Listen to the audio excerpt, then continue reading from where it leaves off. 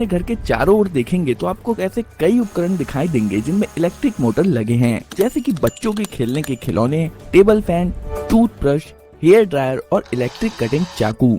आप इसे चालू करते हैं और किसी तरह ये काम करने लगता है, पर ऐसा कैसे? इस वीडियो में हम इलेक्ट्रिसिटी और मैग्नेट यानी कि चुंबक की बेसिक बातें कवर करेंगे और फिर मोटर कैसे काम करता है यह समझने के लिए इन सभी को एक साथ रखेंगे। आइए सर्किट से शुरू करते हैं। हमारे पास एक बैटरी है, कुछ वायर है और एक ऐसा उपकरण है जो बिजली का उपयोग कर सकता है, जैसे कि एक लाइट बल्ब। इलेक्ट्रिसिटी सर्किट में फ्लो होती रहती है, लेकिन जैसे ही तार टूट जाता है इलेक्ट्रिसिटी बहना बंद हो जाती है और लाइट बल्ब बुझ जाता है। क्योंकि अगर हम चाहते हैं कि सर्किट काम करे तो बस आप इतना याद रखिए कि सर्किट का रास्ता पूरा होना जरूरी है और जरूरत पड़ने पर सर्किट के रास्ते को तोड़ने या जोड़ने के लिए हम स्विच का इस्तेमाल करते हैं। तार से बिजली बह रही है, इसे कन्वेंशनल फ्लो कहा जाता है। अगर हम बैटरी को बाहर निकालते हैं और उसे पलट देते हैं तो करंट दूसरी तरफ से बहने लगेगा। हालांकि लाइट बल्ब अभी भी काम करेगा, लेकिन कुछ डिवाइस ऐसे भी हैं जो करंट के प्रवाह के आधार पर अलग तरह से काम करेंगे। ये थे सर्किट के कुछ बेसिक प्रिंसिपल। अब हम आते हैं मैग्नेट पर। इसमें एक नॉर्थ पोल और एक साउथ पोल है और यह मैग्नेटिक मेटल्स को खींचता है, जैसे कि ये पेपर क्लिप।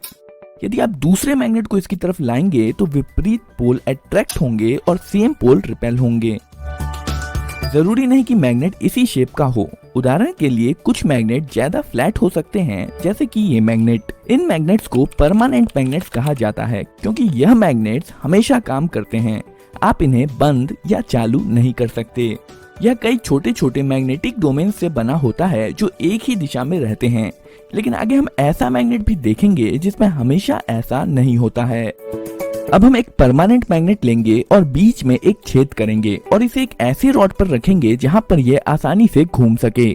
इसके साइड में एक दूसरा मैग्नेट लाने पर हम देखेंगे कि रॉड पर रखा मैग्नेट तुरंत घूमना शुरू कर देगा जब तक कि दोनों मैग्नेट्स के विपरीत पोल आमने सामने नहीं आ जाते हैं। अब अगर साइड वाले मैग्नेट को उलट दें तो सेम पोल आमने सामने आ जाएंगे और एक दूसरे को रिपेल करेंगे और विपरीत पोल एक दूसरे को अट्रैक्ट करेंगे।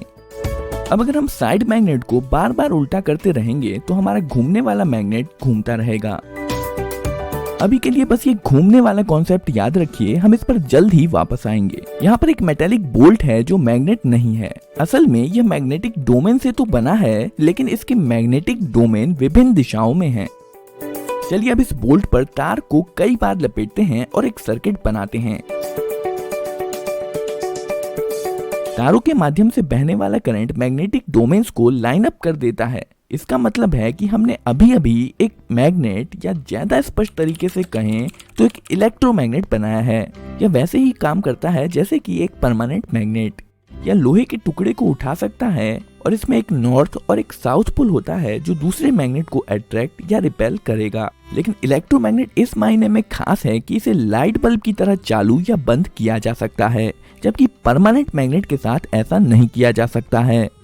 अब अगर हम बैटरी को पलट दें तो इलेक्ट्रिक करंट जो पहले इस तरफ से बह रहा था वो दूसरी तरफ से बहने लगेगा। इससे मैग्नेट के पोल्स बदल जाएंगे, नॉर्थ साउथ हो जाएगा और साउथ नॉर्थ हो जाएगा। इसे इलेक्ट्रोमैग्नेट की पोलैरिटी का बदलना कहते हैं। पर ऐसा करने का ज्यादा आसान तरीका बैटरी को पलटने की बजाय केवल तारों को पलटना है। आइए अब हम अपने घूमने वाले मैग्नेट पर वापस आते हैं। इस बार हम घूमने वाले मैग्नेट की जगह पर इलेक्ट्रोमैग्नेट रख देंगे। अब जैसे ही हम इसमें वायर जोड़ेंगे इलेक्ट्रोमैग्नेट चालू हो जाएगा और साइड मैग्नेट के पोल्स के अनुसार अपने आप को अलाइन कर लेगा। पर ये जो इलेक्ट्रोमैग्नेट के साथ वायर जुड़े हैं ये इसे फ्रीली नहीं घूमने देंगे। पर यहाँ पर जो ध्यान देने वाली बात है वो है इलेक्ट्रोमैग्नेट के घूमने का कॉन्सेप्ट। अब अगर हम तारों को आपस में बदल दें तो इलेक्ट्रोमैग्नेट के पोल्स बदल जाएंगे।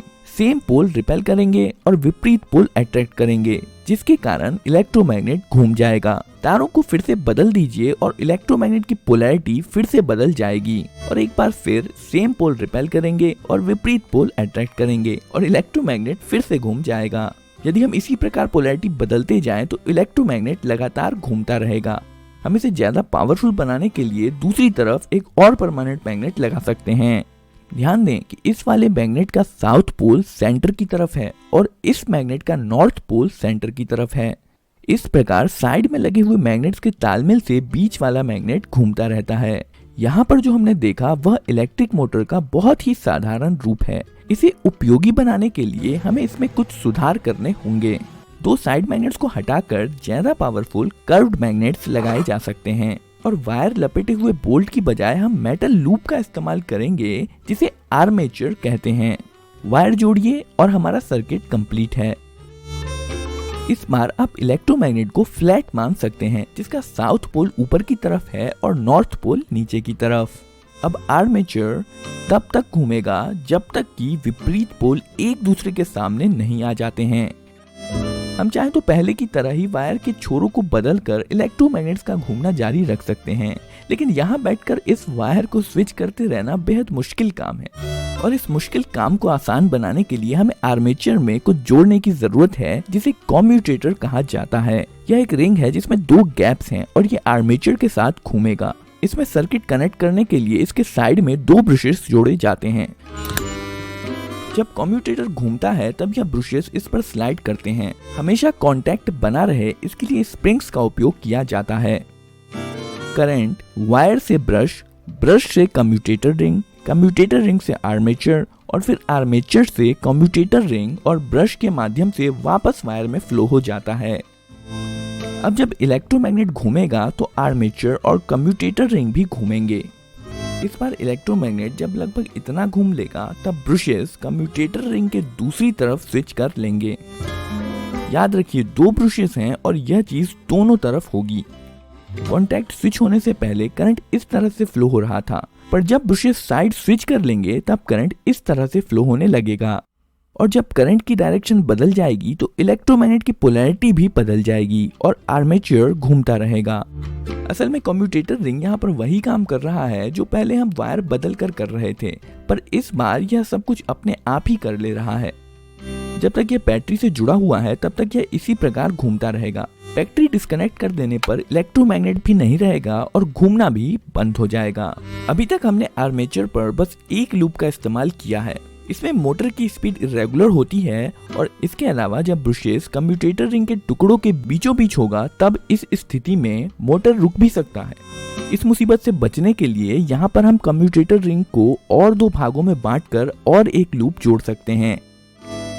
शुरुआत में ब्रशेस इन दो कम्यूटेटर के टुकड़ों के कांटेक्ट में होते हैं जो इस इलेक्ट्रोमैग्नेट को ऑन कर देते हैं, जिसके कारण यह घूमना शुरू कर देता है।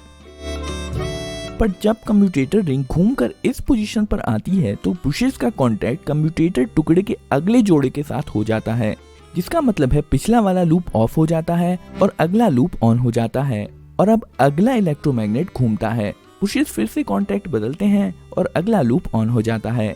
मोटर के घूमने के दौरान यह लगातार होता रहता है और लूप्स एक के बाद एक इलेक्ट्रोमैग्नेट बनते रहते हैं और मोटर को घुमाते रहते हैं। कुछ इलेक्ट्रिक मोटर के आर्मेचर में कई लूप्स जोड़े जाते हैं जिससे मोटर स्मूथली चलता रहता है। आर्मेचर के घूमने से जो घूमने वाला बल पैदा होता है उसे टॉर्क कहते हैं। ज्यादा टॉर्क का मतलब है मोटर की ज्यादा स्पीड। मोटर का टॉर्क बढ़ाने के लिए हम कुछ चीजें कर सकते हैं, जैसे ज्यादा वायर होने से इलेक्ट्रोमैग्नेट ज्यादा पावरफुल होता है। उदाहरण के लिए अगर बोल्ट पर ज्यादा वायर लपेटा जाए तो पावरफुल इलेक्ट्रोमैग्नेट बनेगा। आर्मेचर लूप्स भी बहुत सारे वायर से बने होते हैं, जिसका मतलब है मोटर में ज्यादा पावरफुल इलेक्ट्रोमैग्नेट होगा और मोटर भी ज्यादा स्पीड से घूमेगा। यही कारण है कि अगर आप किसी असली मोटर को खोलकर देखेंगे तो पाएंगे कि उसमें बहुत सारा वायर लपेटा हुआ होता है। ज्यादा वायर का मतलब है ज्यादा पावरफुल इलेक्ट्रोमैग्नेट। इसे पावरफुल बनाने का दूसरा तरीका है कि इसमें ज्यादा इलेक्ट्रिसिटी दी जाए। आइए हम मोटर से संबंधित और भी कुछ नाम देख लेते हैं। यहाँ पर जो पार्ट्स नहीं घूम रहा है उसे स्टेटर कहते हैं, जो कि इस केस में साइड में लगे दो परमानेंट मैग्नेट्स हैं। ये स्टेटर एक मोटर केस के अंदर फिट होता है और बीच में जो आर्मेचर है उसे रोटर भी कहते हैं। यही वो पार्ट है जो घूमता है। मोटर के बीचों बीच एक शाफ्ट लगा होता है जो मोटर के पीछे से बाहर आता है। इस वीडियो में आपने जो मोटर देखा है वह एक डीसी मोटर है। अगर आपके पास कोई उपकरण है जिसमें मूवमेंट होता है और वो बैटरी से चलता है तो ज्यादा चांसेस हैं कि उसमें डीसी मोटर ही लगा होगा। मोटर चाहे जिस भी प्रकार का हो, लेकिन अधिकांश तरह के मोटर्स रोटेटिंग मोशन बनाते हैं जिसे बाद में उपयोग अनुसार अलग अलग मोशन में बदल दिया जाता है। हेलो दोस्तों, वीडियो अच्छी लगी हो तो लाइक जरूर करें और चैनल को सब्सक्राइब जरूर करें और ओरिजिनल वीडियो की लिंक आपको नीचे डिस्क्रिप्शन में मिल जाएगी। उनके चैनल पे विजिट ज़रूर करें। Thank you.